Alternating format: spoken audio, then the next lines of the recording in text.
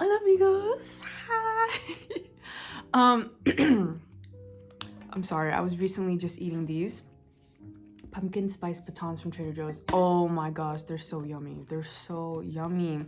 But I need to calm down because I've had like 4 and there's not that many left in there, so I gotta preserve. Recently I was thinking a lot about what I would tell people about my childhood. I don't know why. I think things randomly. I just sit on my couch and I just think. But I was thinking about what I could tell people about my childhood, because I've gotten that question before about what was your childhood like, or why didn't you have this, or didn't you do, just types of things that people, ask when you meet them. I was thinking about my responses, or what I should say, or what really sums everything up pretty quickly for a stranger or for anyone. And I was considering saying, well, I grew up poor. I was like, don't say you grew up in poverty. Don't say you grew up middle class, because that's not true.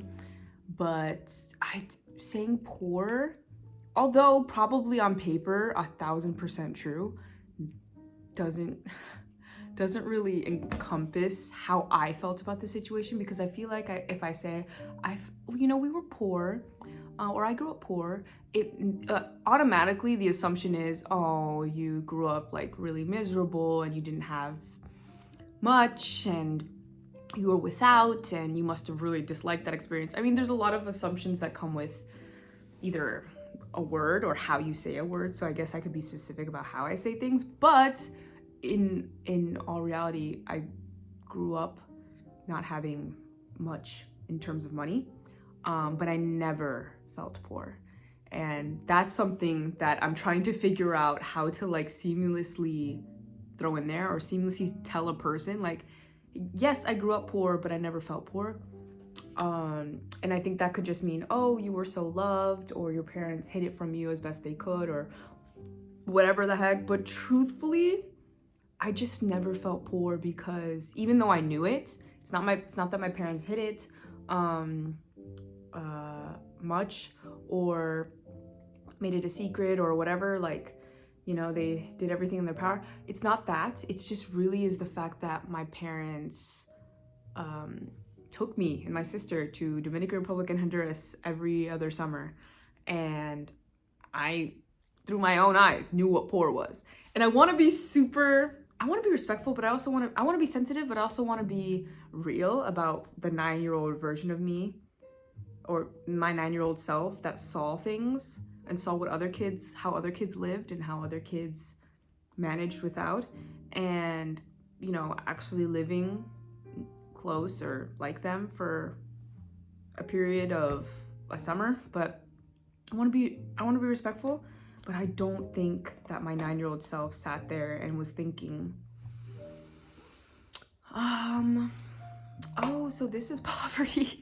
I don't think my 9-year-old self ever sat there and felt bad for the kids that I was around or associated with, or but I do remember taking note of the fact that these kids, although I could probably count maybe 3 pairs of shoes in my own closet, not much clothes, not very many toys, like electronics level 0, like anything I had was hand-me-downs from like my sister or from literally anybody. Despite that being the case, I could look around and see that these kids, some of them didn't have shoes, some of them had just 1 pair, some of them were wearing the same clothes every single day that I was playing with them. And not once did I sit there and be like, you're wearing the same shirt, blah, blah. I think I understood even at the age of 9, like, they don't have, like, they just, why would I ask them, why do you wear the same shirt every day, if I know for a fact that's the reason is probably because they don't have other clothes. And I don't think I sat there, I mean, maybe I did, maybe subconsciously, the spirit of like gratitude filled me, and I'm like, when I get back to the US, I have a hot shower, there's food in my fridge always, and I have multiple pairs of shoes, and I'm in AC. Like, there was all these things that were just the truth, just the reality. But I don't think I ever sat down and felt bad for these kids, because I was playing with them every single day, and I was like, all I saw was a bunch of happy kids. and who were playing with me and having a good time. I think it really changed my perspective on what poverty is, because there's definitely layers. Despite that being what I was looking at, there was still levels below that when I would drive around with my parents. There were still types of poverty and I guess poorness that were below even like those kids who didn't have much. There was levels below that. There was, because despite those kids not having any other clothes, they had food and they had roofs. But then there's like deprived of all things, no food, no roof really. There's layers to it, and I understood that as well. And it really stuck with me as a child. I don't think my parents at any moment were trying to teach me, look, they have so little and you have so much. You should always be grateful because at least you have a stuffed animal, you know what I mean? That was not the case. I don't think my parents were trying to teach me that. Maybe my mom would have said that once or twice, but me and my sister weren't huge complainers, and it might be because of that. But yeah, I just never went to the store and told my parents, I want this, I want that, and they started crying and rolling on the floor. That was never the case. I just didn't ask. I didn't ask for stuff, so I never really felt like we couldn't get stuff. I mean, yes, that's kind of why I never asked, because I was aware. I was like, we're not gonna be able to get that. And I think I was aware of my parents, maybe at some degree, because I do remember my mom saying one time, maybe I asked for a pair of shoes or something, that I wish I had all the money in the world to get you everything you wanted. And she never said it in an accusatory way or in a super sad way. It was just like the truth and of how she felt in the moment. And I just remember thinking like, but in terms of not feeling poor, I just always felt like I had everything I needed, all the way to like probably the last year of high school. And I was fine.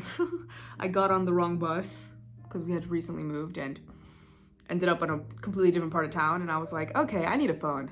And I think that was one of the only times that I can think of that I had to ask for something of a higher price. And I was not working in high school. I was selling things, but I was volunteering mostly with my time, and I didn't start working till later. But even so, I just never felt poor. I never felt like I mean, obviously I didn't feel wealthy, but I think my parents instilled in me very, very young, and I'm going somewhere with this. I think my parents instilled in me very, very young that we were rich. This mentality of richness is not the amount of money you have. Even though I would meet friends, and if they had a pool, or if they had like the newest iPhone, or if they had like, I don't know, a TV in their room, we would all be like, oh my God, you're rich. You know what I mean? Like, I understood that what richness was, in a general sense, was about money, and having things. But yeah, I guess that's the point I'm trying to make. It was really about having, and it wasn't about money, at least for my parents. And I'm sure my parents would have loved to have given me everything and had the money to pay for things, but that wasn't the case. But I never felt poor because my parents made me understand that being rich was not about money. It was about having, and what we had was a lot of family.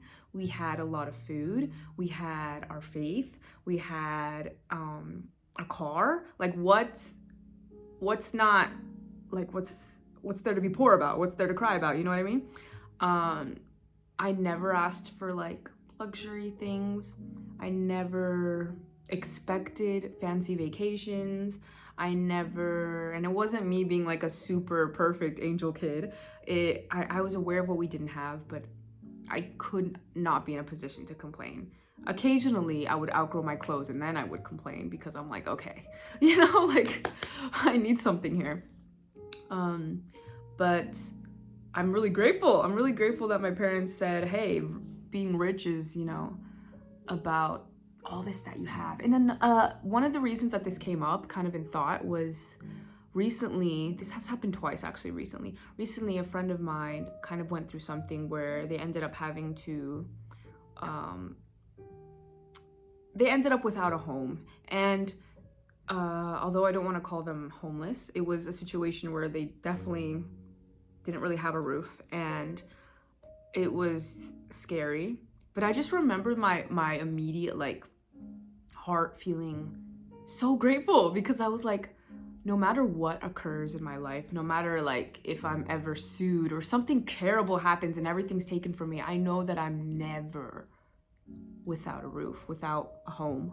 I always will have a room, and I have many of them. Like the amount of family, I have siblings, my parents, I have aunts, uncles, I have friends and cousins. Oh my God, I have so much, and I know I have so many doors open. I will never, ever, ever feel like I have to go be under a bridge, because I know how much I have, and that is wealth, that is richness, and that is what I've always known. I've just like, and recently a family member of mine went through something where they were kind of wanting to be independent. They kind of wanted to go from home, and this is, I guess, where maybe ungratefulness can come from, but ultimately like lessons are learned.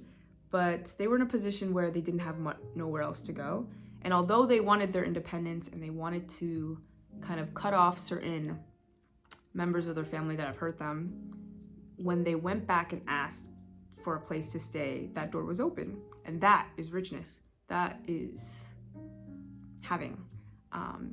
And that door was open.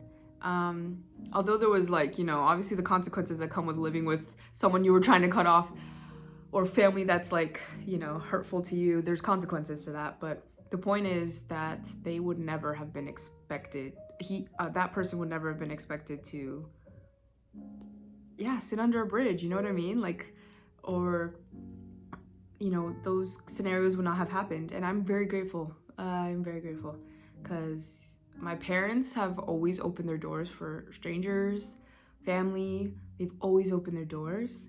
And although I feel like because of that, it kind of put me in a position where I felt like I need my own space, and I want to live in a place where I don't have to maybe share my room or share the bathroom, or that one day it's just me and my family and then suddenly it's a whole separate other family living in my house. Although I feel like that maybe was the reason I wanted to leave and get my own space, I still feel like they taught me about having your arms open, you know?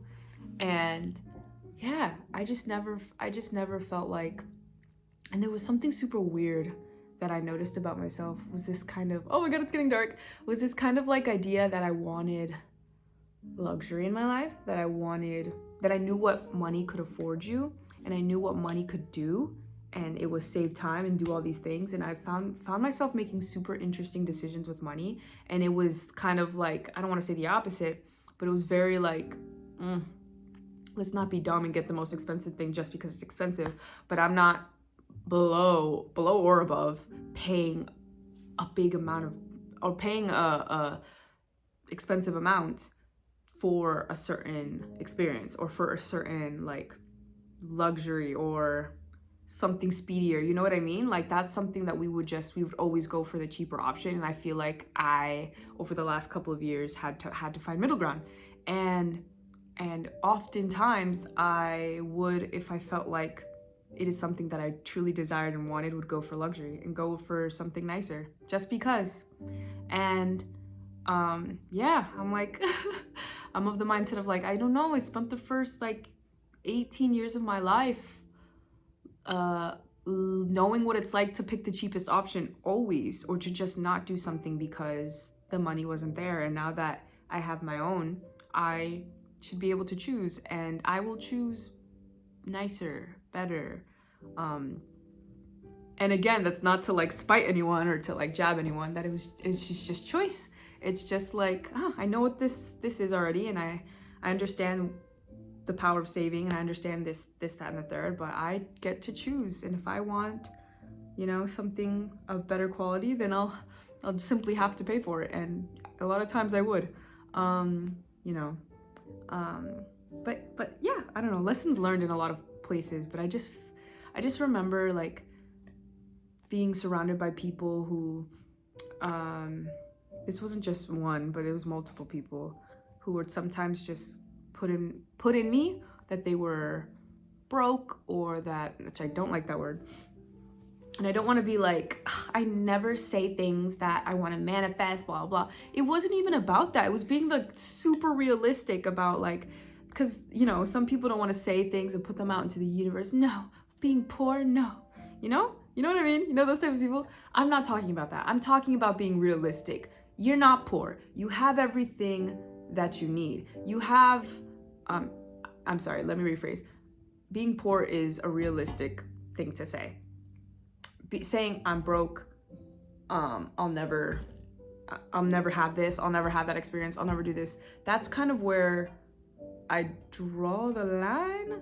Even if something is true, even if that all of that is true, even if I'm not trying to teach toxic positivity, I'm just trying to maybe teach gratefulness. Because if you can say that you have, you know, people, that is wealth. That is something to acquire.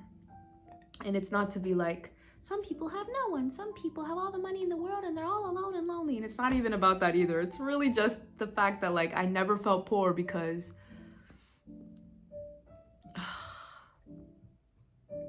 I had everything I needed. And I felt like the love that I got from my parents, and although my mom couldn't buy me everything under the sun, her love for me, you know, could not be bought, and was just so important. And of course, if you have it's important more than anything, and I really want to emphasize this, it's important more than anything to have your basic needs met. Roof, you know, shelter, water, electricity, transportation to wherever you need to go to get to work or whatever the heck. Those are important. And if you don't have those met, then obviously that's your reality, and that's the focus point. But yeah, I don't know. I feel like I've always had those basic needs met, and I'm very grateful, except for maybe the transportation, but very grateful. And it made me feel not like I was the richest person in the world, but just like content and safe and happy and full. And when you're feeling full, like you can want more and you can desire more and you could like overflow and everything like that. That's 100% okay. I'm not saying don't want for more, because please do. I do. But it's important to like recognize what we do have, because that can be forgotten and thrown away. It doesn't have to be one extreme or the other, you know what I mean? Yeah. And those kids maybe taught me that subconsciously, all those kids that I played with growing up.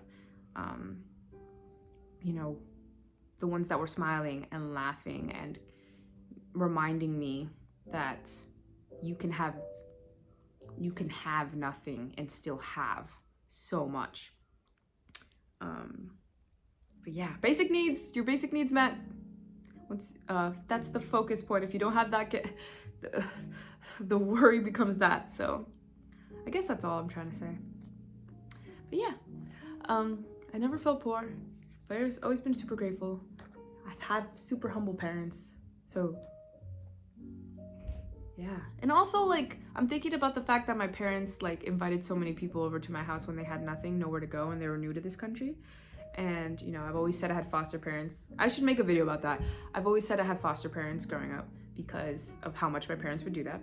But it's also important to know that